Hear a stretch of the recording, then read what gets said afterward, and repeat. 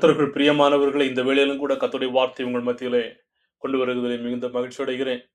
கர்த்தர் நம்முடைய வாழ்க்கையிலே மிகவும் நல்லவராக வல்லவராக இருந்து வந்திருக்கிறார். நம்முடைய வாழ்க்கையிலே அவர் நினைத்தான காரியங்களை அவர் ஒருபோதும் விட்டு விடுகிறதல்ல. அவர் நினைத்ததை குறித்த நேரத்தில் அவர் நிறைவேற்றுகிறதான தேவனாக இருக்கிறார். இந்த வேளையிலும் கூட ஒருவேளை அநேக விதமான எண்ணங்களோடும் அநேக விதமான குழப்பங்களோடும் நாம் இந்த இடத்திலே அமர்ந்திருந்து தேவனுடைய வார்த்தையை கேட்டுக்கொண்டிருக்கலாம். ஆனால் இந்த வேளையிலே கர்த்தர் நம்முடைய வாழ்க்கையிலே நிச்சயமாகவே பேச போகிறார் என்பதை நான் விசுவாசிக்கிறேன். உடைய வேதத்தை திறந்து கொள்ளுங்கள். நீதிமொழிகள் 23வது அதிகாரம் வசனம் 12. இன்றைய நாளுடையதான செய்தியின் தலைப்பு, உங்களுடைய இருதயத்தை புத்திமதிக்கு சாய்ப்பாயாக. உடைய இருதயத்தை புத்திமதிக்கு சாய்ப்பாயாக. நீதிமொழிகள் 23:12. உன் இருதயத்தை புத்திமதிக்கும், உன் செவிகளை அறிவின் வார்த்தைகளுக்கும் சாய்ப்பாயாக. பிரியமானவர்கள், இந்த வார்த்தை சொல்லுகின்றதான ஒரு முக்கியமான தன்மை என்னவென்று சொன்னால், உன்னுடைய இருதயத்தை புத்திமதிக்காக சாய்க்க வேண்டும் என்று சொல்லி, உன்னுடைய இருதயத்திலே புத்திமதியை கேளு, அப்படியே விட்டுவிடு என்று சொல்லவில்லை. அது யாரோ ஒருவர் உனக்கு கொடுக்கிறதான புத்திமதியான வார்த்தைகளை நீ கேட்டுவிட்டு அப்படியே கடந்து செல் என்று சொல்லவில்லை. மாறாக புத்திமதிக்கு நீ சாய்ந்திருக்க வேண்டும் என்கிறதான வார்த்தையை நாம் இதிலே பார்க்க முடியும். கேட்கிறதற்கும் சாய்கிறதற்கும் மிகவும் வித்தியாசங்கள் காணப்படுகிறது. கேட்கிறது என்று சொன்னால் நம்முடைய காதுகளிலே நாம் கேட்கிறதாக இருக்கிறது. ஆனால் சாய்க்கிறது என்று சொன்னால் நாம் கேட்டு அதன்படி செய்கிறதாக இருக்கிறது.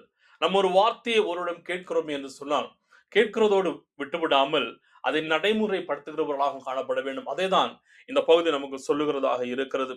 நாம் அநேக விதமான செய்திகளை கேட்கலாம், ஆலயத்திலே செய்திகளை கேட்கலாம், ஊழியர்கள் சொல்லுகிறதான ஆலோசனைகளை நாம் கேட்கலாம்.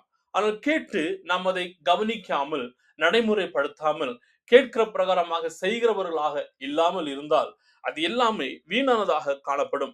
எனவே இன்றைக்கு நீங்கள் நானும் தேவனுடைய வார்த்தையை கேட்கிறவர்களாக மட்டுமல்ல, அதன்படி செய்கிறவர்களாக, அந்த தேவ வார்த்தைக்கு நம்முடைய இருதயத்தை சாய்க்கிறவர்களாக காணப்பட வேண்டும். இந்த நேரத்தில் நான் உங்களிடத்தில் கேட்கிறதான கேள்வி என்னவென்று சொன்னால், நீங்கள் தேவனுடைய வார்த்தைகளை புத்திமதிகளை கேட்டு அதன்படி செய்து உங்களுடைய வாழ்க்கையை மாற்றுகிறவர்களாக இருக்கிறீர்களா, அல்லது அப்படியே விட்டு விடுகிறவர்களாக காணப்படுகிறீர்களா? தேவன் நாம் அவரிடத்திலிருந்து அநேக விதமான காரியங்களை நாம் கேட்க வேண்டும் என்று மாத்திரம் அவர் நினைக்கிறது இல்லை. நாம் அதை கேட்டு நாம் மறுரூபமாக வேண்டும் என்கிறதை அவர் விரும்புகிறவராக காணப்படுகிறார். எனவே நம்முடைய இருதயத்திலே சாய்க்கிறது அல்லது புத்திமதிகளை இருதயத்திலே செயல்படுத்துகிறது என்றால் என்ன? இந்த பைபிள் வேதத்திலே பார்க்கிறதான போது இருதயம் என்ற வார்த்தை அது ஏதோ ஒரு உணர்வு ரீதியான வார்த்தை குறிப்பிடுகிறது அல்ல. மாறாக இது எதை குறிப்பிடுகிறது என்று சொன்னால், ஒரு மனிதனுடையதான உள்ளான அனுபவங்களின், அவனுடைய சிந்தனைகள், அவனுடைய செயல்கள், ஆசைகள், விருப்பங்கள், தீர்மானங்கள் எல்லாவற்றையுமே குறிப்பிடுகிறதாக நாம் பார்க்க முடியும். எனவேதான் இந்த நீதிமொழிகள் சொல்லுகிறது, உன்னுடைய இருதயத்தை தேவனுடைய புத்திமதிக்கு நீ சாய்க்க வேண்டும் என்று சொல்லி. அதாவது நாம் நாமே தேவனுடைய சமூகத்திலே ஒப்படைக்க வேண்டும். ஆண்டவரே, நீ சொல்லுகிறதை நான் கேட்கிறதற்கு வாஞ்சை உள்ளவனாக இருக்கிறேன். நீ சொல்லுகிறதை கேட்டு என்னை நானே மாற்றுகிறதற்கு விருப்பம் உள்ளவனாக இருக்கிறேன். நீ சொல்லுகிற பிரகாரமாக நான் என்னை நானே ஒப்படைக்கிறதற்கு ஆயத்தமுள்ளவனாக இருக்கிறேன். நீ சொல்லுகிறதற்கு கீழ்ப்படுகிறதற்கு நான் தகுதி உள்ளவனாக இருக்கிறேன். சொல்லுகிறதை கேட்கிறது மிகவும் முக்கியம். அநேக நேரங்களிலே பிறர் நமக்கு உபதேசங்கள் சொல்லுகின்றதான போது நாம் அதை கேட்கிறவர்களாக அல்ல, ஏதோ ஒரு ஏனோ தானமாக அவர்கள் சொல்லுகிறார்கள் கேட்கிறோம் என்கிறதான எண்ணத்திலே அநேக நேரங்களிலே நாம் இருக்கிறோம். நாம் நினைக்கிறோம் நமக்கு வேதாகமம் தெரியும், வேதாகமத்தை நாம் படிக்கிறோம், வேதாகமத்தை நாம் தியானிக்கிறோம், இனிமேல் எதை நான் கற்றுக்கொள்ளுகிறது என்கிறதான சிந்தனைகளிலும் கேள்விகளிலும் அநேக நேரங்களிலே நாம் காணப்படுவோம். ஆனால் நம்முடைய இருதயம் தேவனுடையதான உபதேசங்களுக்கு நாம் மூடி வைக்கிறோமே என்று சொன்னால் நாம் சரியான பாதையிலே நாம் வளர முடியாது என்கிறதை புரிந்து கொள்ள வேண்டும்.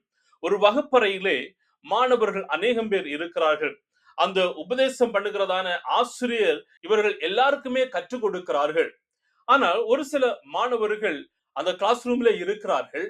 அவர்கள் ஆசிரியர் சொல்லுகிறதை கேட்கிறார்கள், சொல்லுகிற பாடத்தை எழுதுகிறார்கள். ஆனால் சரியான முறையிலே அதை புரிந்து கொண்டு படிக்காமல் அப்படி விட்டு விடுகிறவர்களாக இருக்கிறார்கள். எனவே எக்ஸாமுக்கு வருகிறதான போது படித்த மாணவர்கள் சரியாக அதை எழுதுகிறதான போது படிக்காதவர்கள் எதுவுமே தெரியாமல் தோல்வி அடைகிறவர்களாக இருப்பார்கள். அநேக நேரங்களிலே கிறிஸ்தவர்களாகிய நாமும் அப்படித்தான் இருக்கிறோம். நாம் பல வருடமான விசுவாசிகள் என்று சொல்லி நம்மை நாமே நாம் மெச்சிக் கொள்ளுகிறோம்.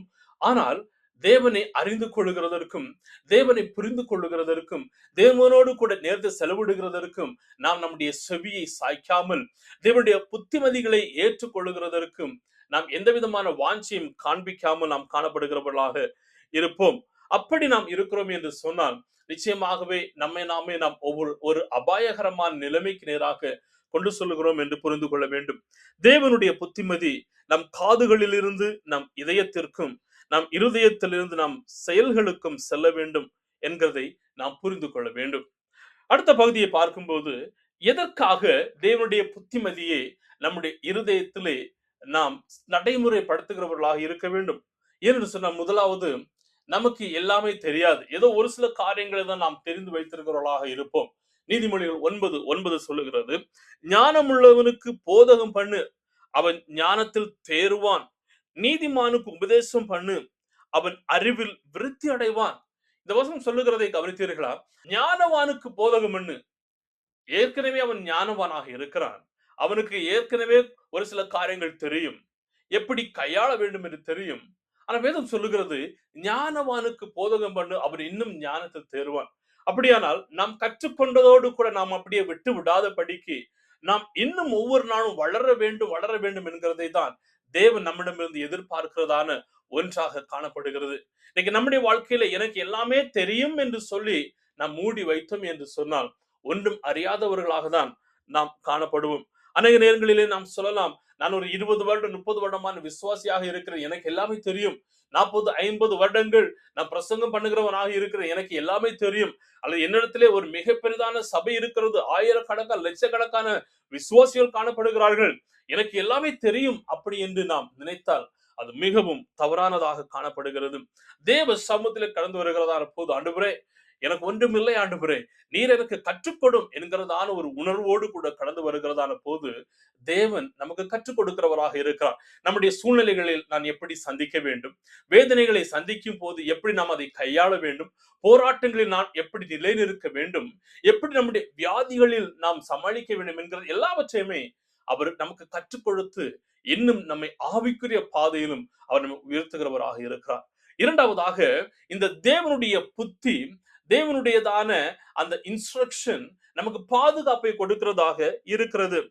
ஒரு ரோட்ல நீங்கள் பயணம் செய்கிறீர்கள் என்று சொன்னால், அந்த ரோடிலே அநேக இடங்களிலே இவ்வாறான போர்டுகளை வைத்திருக்கிறதை நாம் பார்த்திருப்போம். அபாயம் என்று சொல்லியும், அல்லது இன்னும் ஸ்லோவாக செல்லுங்கள், மெதுவாக செல்லுங்கள், அல்லது விபத்து பகுதி மெதுவாக செல்லுங்கள் என்று அநேக விதமான போர்டுகளை நாம் பார்க்க முடியும்.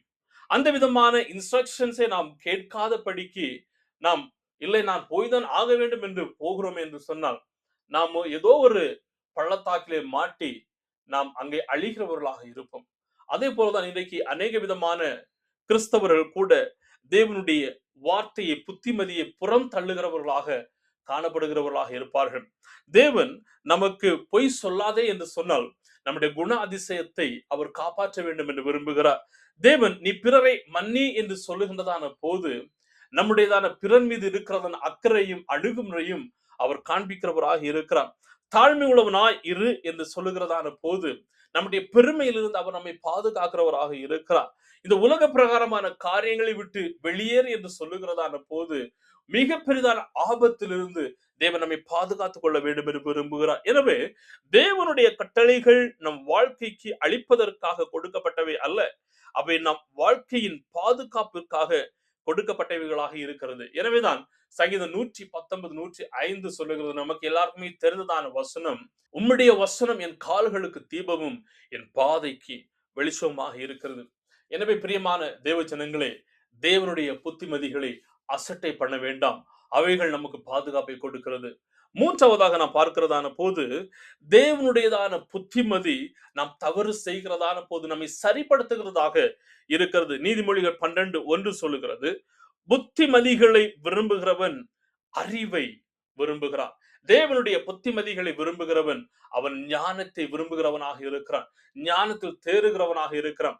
நாம் இங்கு யாருமே பூரணர்கள் கிடையாது. பல நேரங்களிலே பலவிதமான தவறுகளிலே ஈடுபடுகிறோம், பாவங்களிலே ஈடுபடுகிறோம், தேவனை விட்டு விலகி செல்லுகிறவர்களாக இருக்கிறோம். ஆனால் அப்படிப்பட்ட சூழ்நிலையிலே வேதம் நமக்கு கற்றுக் கொடுக்கிறது, அவருடைய புத்திமதிகளை நாம் கேட்கிறோமே என்று சொன்னால், அவருடைய புத்திமதிக்கு நம்முடைய இருதயத்தை சாய்க்கிறோமே என்று சொன்னால், அவர் நம்மை சரிப்படுத்துகிறதான தேவனாகவும் நம்மை சீர்படுத்துகிறதான தேவனாகவும் காணப்படுகிறார். எனவே என்னை கேட்டுக்கொண்டிருக்கிறதான அருமையான தேவ ஜனங்களே, தேவனுடையதான புத்திமதி நாம் கற்றுக்கொள்ளுகிறதற்கு தேவை. தேவனுடையதான புத்திமதி நம்மை பாதுகாக்கிறது. தேவனுடையதான புத்திமதி தவறுகளில் இருந்து நம்மை சரிப்படுத்துகிறதாக இருக்கிறது. நம்முடைய இருதயத்தை அவர் புத்திமதிக்கு நாம் சாய்க்கிறதான போது நம்முடைய வாழ்க்கையிலே என்ன நடக்கிறது? நாம் ஞானவான்களாக தேறுகிறோம். இரண்டாவதாக, தேவையில்லாத தவறுகளில் இருந்து அவன் விடுவிக்கப்படுகிறவனாக இருப்பான். தேவனுடையதான புத்திமதிகளை நம்முடைய இருதயத்தில் தக்க வைத்துக் கொள்ளும் போது தேவையில்லாத பழக்க வழக்கங்களில் இருந்து நாமே நாம் காப்பாற்றி கொள்கிறவர்களாக இருக்கிறோம். மூன்றாவதாக, கிறிஸ்துவை போல நாம மாற ஆரம்பிக்கிறோம். பொல்லாத வழிகளை விட்டு தேவ வழிகளை நாம் பின்பற்ற ஆரம்பிக்கிறோம். எப்படி நேசிப்பது, எப்படி பிறனை மன்னிப்பது, எப்படி நாம் ஊழியம் செய்வது, எப்படி பேசுவது, எப்படி சோதனைகளை வெல்வது என்கிறது எல்லாவற்றையுமே அவர் நமக்கு கற்றுக் கொடுக்கிறவராக காணப்படுகிறார். பிரியமானவர்களே, ஒரு விவசாயி அவன் இன்னொரு இடத்திற்கு போய் நல்ல விதமான விதைகளை வாங்கி வந்தான் விதைப்பதற்கு என்று சொல்லி. அந்த விதைகளை பார்த்ததான ஒரு அனுபவம் உள்ளதான விவசாயி அதை சொன்னான், உன்னிடத்தில் இருக்கிறதான இந்த விதைகள் மிகவும் நல்ல விதைகள், உனக்கு நல்ல விதமான பலன்களை கொடுக்கும். இதை கேட்டதான போது இந்த மனிதன் மிகவும் சந்தோஷப்பட்டான். இந்த முதியவர், இந்த அனுபவம் உள்ளதான விவசாயி சொன்னார், சரியான முறையில நீ இதை பயிரிடு, தண்ணீர் பாய்ச்சு, தேவையான உரங்களை இடு, இப்படி செய்கிறாயே என்று சொன்னால் குறிப்பிடப்பட்டதான நாட்களிலே நல்ல பலனை நீ கண்டடைகிறவனாக இருப்பாய். இந்த மனிதன் வீட்டிற்கு வந்து அந்த விதைகளை தன்னுடைய குடும்பத்திடம் காட்டுகிறான். இங்க பாருங்கள், எனக்கு மிகவும் நல்ல விதைகள் கிடைத்திருக்கிறது, இதன் மூலம் நல்ல செழிப்பு நமக்கு உண்டாக போகிறது. தன்னுடைய நண்பர்களிடத்திலே காண்பிக்கிறான், அதை தான் சொல்லுகிறான். இந்த விதைகளை வீட்டிலே கொண்டு வைத்து ஒவ்வொரு நாளும் அதை திறந்து பார்த்து தன்னைத்தானே அவன் மெச்சிக் கொள்ளுகிறான். ஓ, மிகவும் அருமையான விதைகள், மிகவும் நல்ல விதைகள், நல்ல பலனை கொடுக்கும் என்று ஒவ்வொரு நாளும் அதை அப்படியே பார்த்து வைத்து விடுகிறான். நாட்கள் ஓடுகிறது, வாரங்கள் ஓடுகிறது, மாதங்கள் ஓடுகிறது. திடீரென ஒரு மனிதன் இடத்துல வந்து கேட்டான், உன்னுடைய விளைச்சல் எப்படி இருக்கிறது என்று சொல்லி. இந்த மனிதன் அப்போதுதான் அவனுக்கு புத்தி வருகிறது, என்னுடைய விதைகளை நான் இன்னும் விதைக்கவே இல்லை, எப்படி அது எனக்கு பலன் கொடுக்கும் என்று சொல்லி. பிரியமானவர்களே, இதே போலதான் அநேக நேரங்களிலே விசுவாசிகளாகிய நாமும் கூட செயல்படுகிறவர்களாக இருப்போம். நாம் தொடர்ந்து ஆலயத்திற்கு சொல்லுவோம், ஆண்டவரை ஆராதிப்போம், தேவனுடைய வார்த்தைகளை கேட்போம், நாமும் வேதாகமத்தை படிப்போம், ஜெபிப்போம், ஆவிக்குரிய காரியங்களிலே அநேக விதங்களிலே நாம் ஈடுபடுவோம். ஆனாலும் நாம் நடைமுறைப்படுத்தாமல் விட்டு விடுகிறவர்களாக இருப்போம். யாக்கோபு 1:22 சொல்லுகிறது, அல்லாமல் நீங்கள் உங்களை வஞ்சியாத படிக்கு திருவசனத்தை கேட்கிறவர்களாய் மாத்திரமல்ல, அதன்படி செய்கிறவர்களாக காணப்பட வேண்டும். இந்த திருவசனத்தை கேட்டு விட்டு விடாமல் அதன்படி செய்கிறவர்களாக காணப்பட வேண்டும். பிரியமானவர்களை, இன்றைக்கு நீங்களும் நானும் ஒரு தீர்மானத்தை எடுக்கலாமா? கர்த்தர் உங்களுடைய வாழ்க்கையிலே கொடுத்திருக்கிறதான அந்த வார்த்தைக்கு நீங்கள் கீழ்ப்படியாமல் போனது எங்கே? ஒருவேளை பிறரை மன்னிக்கும்படியாக தேவன் உங்களிடத்தில் சொல்லி இருக்கலாம், அதை நீங்கள் மன்னியாமல் விட்டிருக்கலாம். சில விதமான கற்பனைகளை கைகொள்ளும்படி தேவன் உங்களிடத்தில் கேட்டிருக்கலாம், நீங்கள் அதை பின்பற்றாமல் சென்றிருக்கலாம். சிலரை உங்களுடைய வாழ்க்கையில நேசிக்க சொல்லி இருக்கலாம், அதை நீங்கள் நேசிக்காமல் விட்டு விட்டிருக்கலாம். சில விதமான பாவ காரியங்களை விட்டு வெளிவர வேண்டும் என்று தேவன் உங்களிடத்தில் சொல்லியிருக்கலாம், நீங்கள் அதை இன்னும் செய்யாமல் அந்த பழைய விதமான வாழ்க்கையில வாழ்ந்து கொண்டிருக்கலாம். அவர்கள் எல்லாம் விட்டு தேவனுடைய சமூகத்தில் கடந்து வருகிறதற்கு நீங்கள் வாஞ்சி உள்ளவர்களாக இருக்கிறீர்களா? உங்களுடைய இருதயத்தை தேவ புத்திமதிக்கு சாய்க்கிறதற்கு ஆயத்தமுள்ளவர்களாக காணப்படுகிறீர்களா? இன்றைக்கு நாம் கற்றுக்கொள்கிறதான பாடம் என்னவென்று சொன்னால், கற்றுக்கொள்ளுகிறதற்கு தயாரான உங்களுடைய இருதயத்தை நீங்கள் மாற்ற வேண்டும். தேவனுடைய வார்த்தை உங்களை சவால் செய்யும் போது சாக்கு போக்குகளை சொல்லி விட்டு விடாதீர்கள். தேவ பக்தியான திருத்தத்தை எப்போதும் ஏற்றுக்கொள்ளுகிறவர்களாக இருங்கள். தேவன் ஏற்கனவே உங்களுக்கு காண்பித்ததை கீழ்ப்படிந்து செய்கிறவர்களாக காணப்படுங்கள். கர்த்தர் நாம் ஒவ்வொருவருக்கும் அப்படிப்பட்டதான கிருபைகளை அருள்வாராக. நீதிமொழிகள் 23:12 வாசித்ததை போல உன்னுடைய இருதயத்தை புத்திமதிக்கு சாய்ப்பாயாக. இன்றைக்கு நீங்களும் நானும் நம்முடைய இருதயத்தை புத்திமதிக்கு சாய்க்கின்றதான போது தேவ ஞானம் நமக்குள் கடந்து வருகிறது. தேவ வழிநடத்துதலை நாம் அடைகிறோம். தேவன் காட்டுகிறதான பாதைகளை நாம் விசுவாசிக்க ஆரம்பிக்கிறோம். அவர் பேசுகிறதான ஒவ்வொரு வார்த்தைக்கும் நம்முடைய இருதயமும் நம்முடைய சிந்தனைகளும் மிகவும் சென்சிட்டிவாக இருந்து அதை கேட்டு நடைமுறைப்படுத்துகிறதற்கு ஆயத்தமுள்ளதாக இருக்கிறது. ஒரு நம்முடைய வாழ்க்கைகள் நாம் எதிர்பார்த்த விதமாக போகாமல் இருக்கலாம். நம்முடைய உலக பிரகாரமான செயல்கள் நாம் எதிர்பார்த்த விதமாக போகாமல் இருக்கலாம். பாடுகளும் வேதனைகளும் பெருகி கொண்டு இருக்கலாம். இன்றைக்கு நீங்களும் நானும் இந்த தேவ சமூகத்திலே அவருடைய புத்திமதிக்கும் அவருடைய வார்த்தைக்கும் நீங்கள் செவி கொடுக்கிறதற்கு ஆயத்தமுள்ளவர்களாக காணப்படுகிறோமே என்று சொன்னால் கர்த்தர் நம்முடைய வாழ்க்கையை மாற்றுகிறதற்கும் புதுப்பிப்பதற்கும் மறுரூபமாக்குகிறதற்கும் அவர் போதுமானவராக இருக்கிறார். கர்த்தர் தாமே உங்கள் ஒவ்வொருவரையும் ஆசீர்வதிப்பாராக. தேவ சமாதானம், தேவ பிரசன்னம் உங்கள் ஒவ்வொருவரோடும் கூட இருந்து உங்களை வழிநடத்தட்டும். ஆமென். ஆமென். God bless you.